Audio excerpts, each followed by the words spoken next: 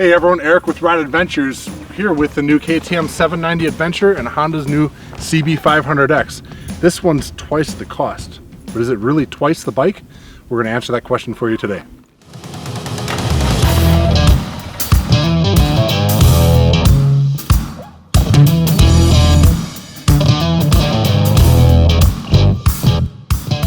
So some of you are wondering, how is it we can possibly compare these two bikes?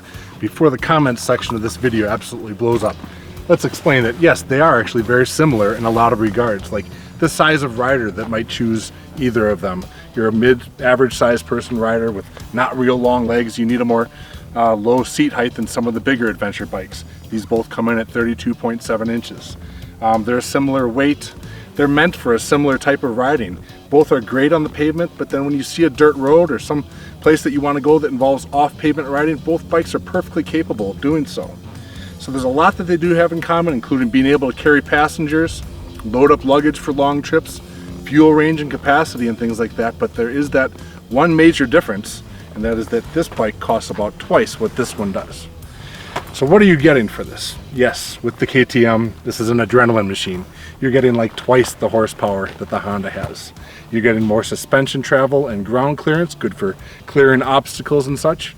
You're getting a whole series of electronics features and ABS and traction control that's all switchable and great for adaptive riding conditions and rain and whatnot.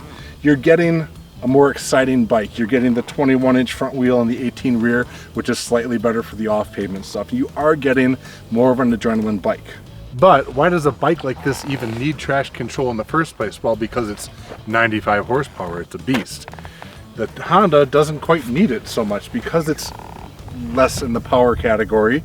It comes on real slow, low end power is not quite there, but it builds with time. And in so many ways, that low power at the low end works out to not need traction control just for the fact that you're not putting that much power to the ground. So it's interesting that you're spending a lot of money on features like this, and yes, you're getting the adrenaline out of such an engine like that, but you know, another parallel twin, perfectly reliable, winds up and goes. Once you get 4,000 RPMs and this thing just keeps on climbing, it's as fun as you ever need it to be. But the point we want to make here is that if spending so much money on a bike is going to then limit the amount of pleasure and travel and enjoyment that you're going to get out of it, this is a pretty great option right here.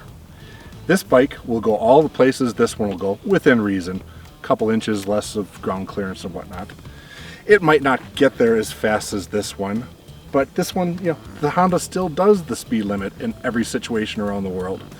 It goes faster than any of us ever needs a bike to go, really, in the essence of exploration and travel in the first place. We don't need a bike that gets up to 120 miles an hour in a split second like that.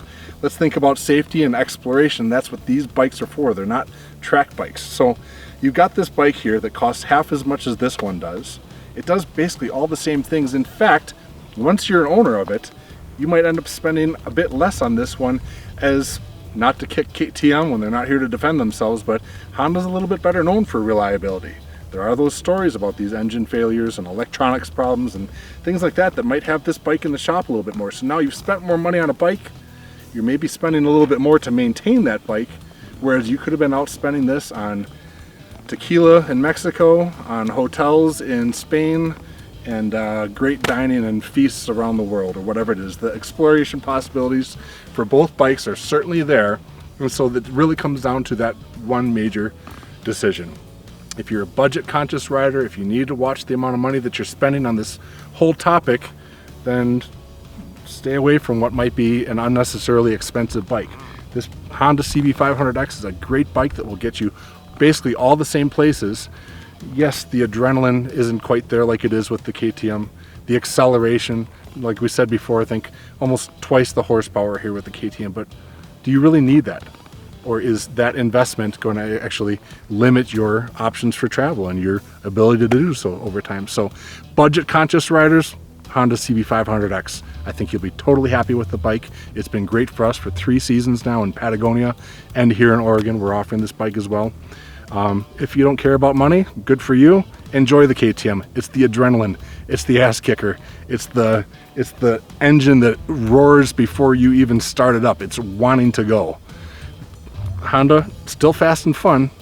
just a little more soft of a bike and not quite as adrenaline packed. So hope that helps. The decision is yours, but the main point is that we have these bikes available for rent in the locations on our sites, tours and packages you can join. If this is good info, please share, like, subscribe, and hope to see you out there, because either one of these bikes is perfect to be doing it on.